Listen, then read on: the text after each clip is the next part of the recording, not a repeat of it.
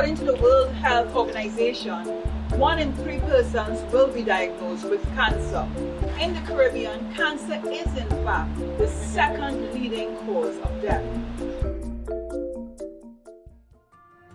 Oncology is the study or treatment of cancer, in particular the prevention, diagnosis, as well as treatment. However, we are also with Dr. Bahall, who is a Gynae-Oncologist. Already when you think about cancer, some of the popular ones you may think about is breast cancer, lung cancer, cancer of the cervix. Did I leave out any? Colorectal cancer, prostate cancer. Yes. So those are sort of the top 5 cancers when you think of cancer, especially in the world and the Caribbean.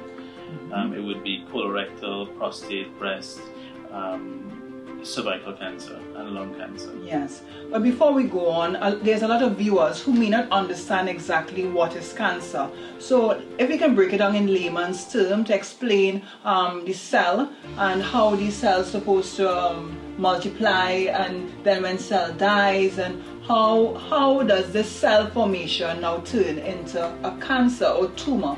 Right. So generally in our bodies, in every one of us, we have cells that replicate. Yes. So when cells die, they undergo what you call, the medical term is apoptosis. But basically, simply put, there is cell death. And then new cells are formed. And then new cells are formed. Yes. And sometimes, as we get older, that's one risk factor. When we get older and people are living longer now because we have more advanced treatment for other chronic illnesses. So as patients live longer, there is the higher chance or probability that when cell death occurs and these new cells replicate, you could now have abnormal cells being formed. And this one abnormal cell, when it's formed, and that's because either of age or they can have other risk factors, which we will talk about later on, and once you have that abnormal cell being formed, that then replicates. And it goes from one cell and it can double and double and double, and pretty soon you have an abnormal growth. So it's basically uncontrollable. Yes, and once that happens, a lot of times when it's developing early on, patients don't know, men and women don't know because they don't have any symptoms when it's very early on. But when this growth becomes a certain size, from being microscopic to a certain size where you can see, that's the time when some of these symptoms can present. Yes. And the symptoms depend obviously on the type of cancer we're dealing with. Yes. Whether it's lung cancer, whether it's prostate, breast, or even gynae cancers like cancer of the womb or cervix. Yes.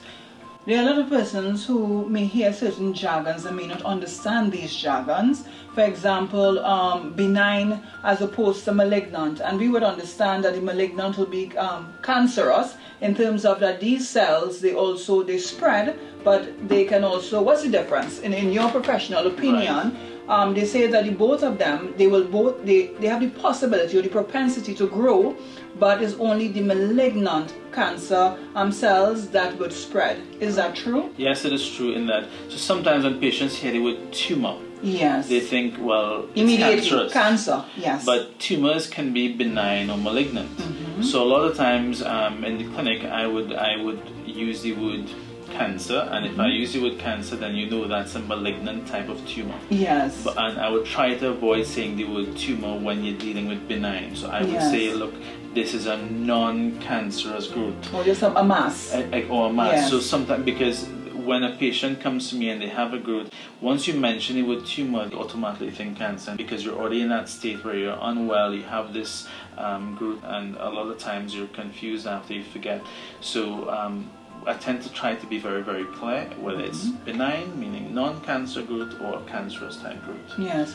I'm looking to address the layperson that may be watching us right now and sometimes not understanding what is their next step. For example, you may have just been diagnosed and then you're wondering, I need a doctor, but what type of doctor? Just to differentiate between an oncologist and a gynae-oncologist who will deal more with the reproductive organ, for example, like the cancer, vulvar cancer, vaginal cancer, cervix cancer. And then there are ladies who may not understand what is the difference between the vulva as opposed to the vagina.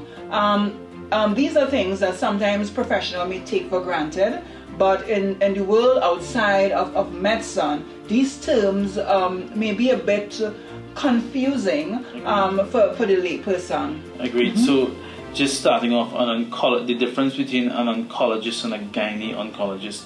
So an oncologist, even oncology, you have medical oncologists and a clinical oncologist. So simply put, a medical oncologist deals with chemotherapy treatments. So a lot of patients who have a cancer, they may have to undergo a combination of treatments, and it's given by different sets of doctors.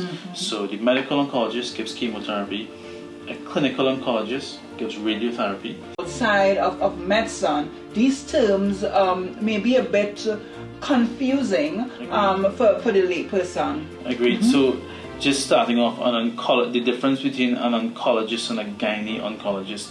So an oncologist, even oncology, you have medical oncologists and a clinical oncologist. So simply put, a medical oncologist deals with chemotherapy treatments. So a lot of patients who have a cancer, they may have to undergo a combination of treatments, and it's given by different sets of doctors. So the medical oncologist gives chemotherapy, a clinical oncologist gives radiotherapy, a gynae-oncologist is involved in the surgical aspect of treatment. So we have special training to do additional or more advanced procedures for these types of cancers, where you would talk about cancer of the ovary, cancer of the womb, cancer of the cervix, vaginal and vulvar cancer. And because of our training, because it requires much more advanced surgery, extensive surgery, and we would deal with that. But we not only the actual surgery, but in coordinating the care. Because when a woman has a cancer, or man, but if I'm talking about gynae cancers, when a woman has a cancer, it involves myself, it involves the medical oncologist, the clinical oncologist, the radiologist, because the radiologist is the doctor that specializes in the CT scans and MRIs and will read all these imaging and help stage the cancer.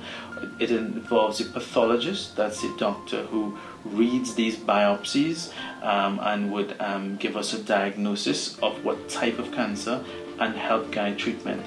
So it not only involves one person, it's what you call a multidisciplinary approach, where you have multiple disciplines in medicine and they all come together to treat this one patient. And just to give you an example, every single patient who has a cancer, we have meetings every month, sometimes every 2 weeks, where we discuss each patient, and this meeting involves all these different specialties. So all of these consultants or senior doctors would come together to discuss what's the best way forward for this patient, because sometimes it's not as straightforward as just doing surgery, or not as straightforward as just giving chemotherapy or radiotherapy. It involves different sort of treatment. So doctor, a lot of women who are watching this program now, you would advocate that we take a more preventative approach, preventative care, because as you said earlier, cervical cancer can be prevented. What steps would you advocate strongly that women should take? Well, simply put, there's a vaccine available, which is given from age 9 to 13. It's available at the health centers as well as hospitals and private doctors, and this is the HPV vaccine. Can I interject 1 minute? Because there are viewers who may be watching and wondering, is this really an antidote, or how safe are these vaccines really? So the vaccine is very safe, and I advocate it because, one, you have to be aware that the HPV vaccine, there is no HPV in the vaccine. There is no HPV virus in it.